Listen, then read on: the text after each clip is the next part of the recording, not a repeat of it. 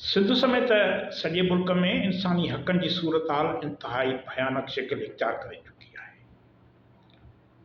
ख़ासि करे औरतुनि जे हक़नि जे हवाले सां ही मुल्क जहनम भरिजी चुको आहे। ॾींहों ॾींहुं औरतुनि जे क़त्ल, तशद्दुद, उन्हनि सां जिनसी ज़्यादती, मासूम ॿारनि ऐं ॿारड़ियुनि सां जिनसी ज़्यादतियूं माना इन सतह ते वञी पहुतियूं आहिनि जो इहा शर्मनाक सूरत हाल जेका आहे असांजे माण्हुनि खे इन शर्मनाक सूरत हाल असांजे माण्हुनि खे ख़ौफ़ में मुब्तला करे छॾियो आहे। हर माण्हू ईअं सम्झे थो त हिते कंहिंजी बि इज़त महफ़ूज़ न आहे, कंहिंजा ॿार बचा घर भाती महफ़ूज़ न आहिनि दर्दा सुफ़त माण्हुनि खां। ताज़ो बलोचिस्तान में जेको वाक़ियो थियो इन खां पोइ इहो बहस वधी चढ़ी थी रहियो आहे त आख़िर इन सूरत हाल खे कीअं मुंहुं ॾिजे। बलोचिस्तान में खुशदार भरिसां हिकु जोड़े खे इंतिहाई बेरहमी सां मारियो वियो। उन्हनि जो ॾोह इहो त हुननि पाण में शादी कई हुई जेका क़बाइली सरदारनि खे, बासर माण्हुनि खे, गंदी ज़ीनत रखंदड़ टोलनि खे क़बूल न हुई। हुननि खे सरेआम क़त्ल कयो। हाणे इन बलोचिस्तान वारी सूरत हाल खां पोइ सॼे मुल्क में इहो बहस छिड़ी पियो आहे त आख़िरकार ही मुल्क औरतुनि, मासूम ॿारनि, ॿारड़ियुनि लाइ जहनम छो पियो बणिजंदो वञे। एतिरे क़दुरु त औरतूं, छोकिरियूं मरी वञण खां पोइ, वफ़ात करे वञण खां पोइ क़ब्रुनि में महफ़ूज़ न आहिनि। क़ब्रुनि मां मैयत कढी उन्हनि सां रेप कयो थो वञे। शायदि दुनिया में किथे हीअं थींदो हुजे, अहिड़ा वाक़िया, अहिड़ा शर्मनाक वाक़िया थींदा हुजनि। माना ही इंतिहाई भयानक सूरत हाल आहे, इंतिहाई चिड़ ॾियारींदड़ सूरत हाल आहे, ख़ौफ़ कंदड़ सूरत हाल आहे। माण्हू ख़ौफ़ ज़िद आहे। माण्हुनि खे ख़बर आहे त असां शहरनि जे घिटियुनि, ॿहिराड़ियुनि जो रोड रस्तनि ऐं घरनि में महफ़ूज़ न आहियूं, पर हाणे त असां जा मरी वियल अज़ीज़ क़ब्रुनि में महफ़ूज़ न आहिनि।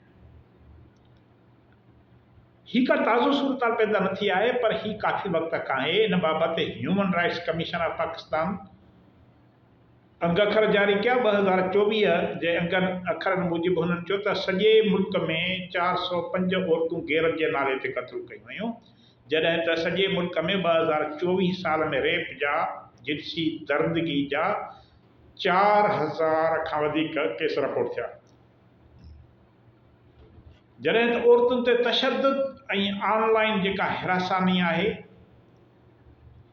उनजो जेके तइदाद आहे केसनि जो, उहो 3000 खां वधीक आहे। हाणे ही अघ अखर उहे आहिनि जेकी सिर्फ़ु रिपोर्ट थिया आहिनि। एफआईआरियूं कटियूं, माण्हू थाणनि ते पहुता आहिनि, अदालतुनि ताईं पहुता आहिनि, या वरी मीडिया में इहे केस रिपोर्ट थिया आहिनि, सोशल मीडिया ते आया आहिनि। इहे उहे अघ अखर आहिनि। इन्हनि में उहे सवें हज़ारें औरतूं, ॿार शामिल न आहिनि जिन सां जिनसी दर्दगी, ज़्यादती खे लिकायो। जो मंज़राम ते अची न सघी, क़बाइली रस्मुनि जे करे, असर रसूख़ जे करे। माना जवाबदार जेके हुआ एॾा असर रसूख़ वारा हुआ पंहिंजे इलाइक़े में, एॾा जेको आहे सो ताक़तवर हुया जो मीडिया बि हुननि जे ख़िलाफ़ बिल्कुलु न ॿोली। मीडिया ते उहे शयूं न आयूं, दॿाए उहो केसनि खे। रिपोर्ट कंदड़ माण्हुनि खे ख़ौफ़ज़दा कयो वियो। प्रेस उन्हनि बासर ताक़तवर क़बाइली सरदारनि, वॾेरनि, जागीरदारनि जे आॾो बेवस हुई। ह्यूमन राइट्स कमीशन जा अघ अखर आहिनि त 2021 खां 2023 ताईं 2 सालनि जे अंदरि, फ़क़ति 2 सालनि जे अंदरि मुल्क में औरतुनि जो गैरत जे नाले ते क़त्ल जो तइदाद 1200, माना 1200 औरतूं सिर्फ़ु गैरत जे नाले ते, नाम निहाद गैरत जे नाले ते क़त्ल कयूं वयूं, जिन में वरी पंजाब जो सूबो सर फ़हरिस्त रहियो। 492 केस गैरत के नाले ते औरतुनि जे क़त्ल जा फ़क़ति पंजाब में रिपोर्ट थिया। सिंध ॿिए नंबर ते रही जिते 451 केस रिपोर्ट थिया गैरत के नाले क़त्ल जा। KPK में 196, बलूचिस्तान में 61 ऐं इस्लामाबाद में औरतुनि जे क़त्ल जा 2 केस रिपोर्ट थिया। हाणे हिते इहे अंग खे ॾिसी इहो नथो चई सघिजे त रुॻो पंजाब सर फ़हरिस्त रहियो या पंजाब में वधीक केस थिया ऐं सिंध में वधीक केस थिया, पर KPK ऐं बलूचिस्तान में जेका सूरत हाल आहे उते इहे केस रिपोर्ट थींदा ई कोन। इहे मीडिया जे सुर्खियुनि जी ज़ीनत न बणंदा आहिनि, सोशल मीडिया ते न ईंदा आहिनि, थाणनि ते रिपोर्टूं दाख़िल न थींदियूं आहिनि। इन करे ही जेके अंग खरनि में पंजाब सर फ़हरिस्त सिर्फ़ु इन करे आहे जो उते इहे शयूं रिपोर्ट थियूं, बाक़ी सूबनि में रिपोर्ट न थियूं। इन करे इहो नथो चई सघिजे त पंजाब सर फ़हरिस्त रहियो, KPK बलूचिस्तान में घटि केस थिया या उते पंजाब खां घटि दर्दगी जो मुज़ाहिरो कयो। हर हंधि दर्दगी थी आहे, हर हंधि माण्हू जिनसी ज़्यादती जो शिकार थिया आहिनि। इंसान जा बच्चा, औरतूं, पोड़ियूं, जवान औरतूं, बेवह औरतूं, शादीशुदा औरतूं, कुंवारियूं, नींगरियूं, मासूम ॿारनि सां जिनसी ज़्यादती कई वई। हाणे 2023 ऐं 2024 में जेका इंसानी हक़नि जी रिपोर्ट आहे ह्यूमन राइट्स कमीशन जी, उन मुताबिक़ सिंध में 23 ऐं 24 2023 ऐं 24 जेके 2 साल इन्हनि में गैरत जे नाले ते जेके क़त्ल थिया उन्हनि जो तइदाद 307 हुयो। माना 307 गैरत जे नाले ते क़त्ल कया विया, जिन मां 134 मर्द हुया, 173 औरतूं हुयूं जेकी नाम निहाद कारोकारी जे नाले ते गैरत जे नाले ते क़त्ल कई। हाणे इन्हनि जेके 307 मक़तूलनि में चैन जो तालुक़ हिंदू बिरादरी सां हुयो। हाणे ही जेके क़त्ल थियनि था उन्हनि में मक़तूलनि जा वेझा माइट शामिल हूंदा आहिनि, जिन में पीउ आहे, भाउ आहे, मुड़ुसु आहे, ससु सहुरो आहे। त ही इन्हनि क़त्लनि में ज़िम्मेवार उहे माण्हू हूंदा आहिनि जेके घर जा भाती हूंदा आहिनि।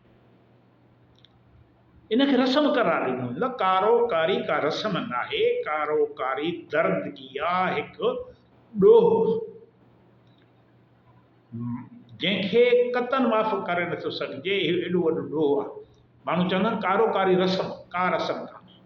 ख़ासि करे सिंध में कारोकारी का रस्म न रही आहे। सदियुनि खां सिंध में औरतुनि खे तहफ़ुज़ ॾिनो वियो आहे, औरतुनि जी इज़त बरक़रार रही आहे। पर बाद में जॾहिं ॿिया क़बीला मुख़्तलिफ़ इलाइक़नि खां लॾे हिते अची वेठा, उन्हनि हिन कबीह अमल खे वधायो, हिन ग़लति मज़मत जोगे अमल खे वधायो, क्राइम खे वधायो आहे।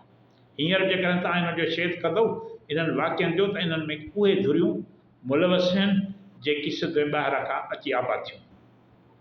हितां जा माण्हू घटि में घटि जेके सिंध जा क़दीम रहवासी आहिनि, इहे इन अमल में शरीक न रहिया आहिनि। माज़ी खां, शुरूआति खां वठी सिंध जा माण्हू, सिंधी माण्हू जेके सदियुनि खां हिते आबाद आहिनि, जेके हितां जा असुली रहवासी आहिनि, नेटिव रहवासी आहिनि, उहे इन कबीह अमल में मुलवस न रहिया आहिनि। त ही जेको कुझु मुल्क में थिए पियो, हिकु मख़सूस टोलो आहे, हिकिड़ी मख़सूस ज़हनियत जा माण्हू आहिनि। उन्हनि सॼे मुल्क खे औरतुनि लाइ जहन्नम में तब्दील कयो आहे। माना हिते इंसाफ़, कानून जा बखिया उठियल आहिनि ताक़तवर धुरियुनि तरफ़ां। हाणे इन लाइ असांजे अदालतुनि खे, इन लाइ असांजे इंतिज़ामी जेको ढांचो आहे उनखे मुतहरिक थियणो घुरिजे। आम माण्हू, को हिकु फ़र्द, का हिकु NGO, का हिकु सियासी धुर कुझु नथी करे सघे। इन लाइ उहे धुरियूं अॻियां अचनि जिन वटि ताक़त आहे, क़ुवत आहे, कानून उन्हनि जे हथ में आहे। उहे कानून जो सहारो वठी उन्हनि खे ख़तमु करे सघनि थियूं। अंग्रेज़नि बि ईअं कयो। अंग्रेज़नि इन कुधे फ़ैल जो ख़ात्मो आंदो। चवंदो बाबा जेको औरत खे क़त्ल कंदो कहिड़े बि नाले सां कहिड़े बि सबबु ॼाणाए क़त्ल कंदो उनखे टंगियो वेंदो, फांसी ॾिनी वेंदी, क़त्ल जा अंग घटिजी विया, औरतुनि जो क़त्ल रुकिजी वियो। त हींअर ॻोल्हे ॻोल्हे उन्हनि बासर माण्हुनि खे ऐं मुलवस माण्हुनि खे सख़्तु तरीन सज़ाऊं ॾिनियूं वञनि, औरतुनि खे तफ़्ज़ ॾिनो वञे, ख़ासि करे उन्हनि इलाइक़नि में जिते कानून जी हुकुमरानी कमज़ोर आहे उते कानून खे मुस्तहकम कयो वञे त इन सां असांजूं औरतूं, असांजा ॿार, असांजी मासूम नियाणियूं इन दर्दगीअ खां बची सघनि थियूं। असां सुख जो साह खणी सघूं था, असां दुनिया में इज़त ऐं मान मुर्तबे सां हली सघूं था, जी सघूं था, पंहिंजो तारफ़ कराए सघूं था। न त हिन सूरत हाल में दुनिया आॾो असांजो तारफ़ जेको हूंदो दरंदा सुफ़त माण्हुनि जो मुल्क, असां हिन तारफ़ सां दुनिया जे आॾो वञणु नथा घुरूं। तव्हांजी वॾी वॾी महिरबानी। ईंदड़ वीडियो ते इजाज़त।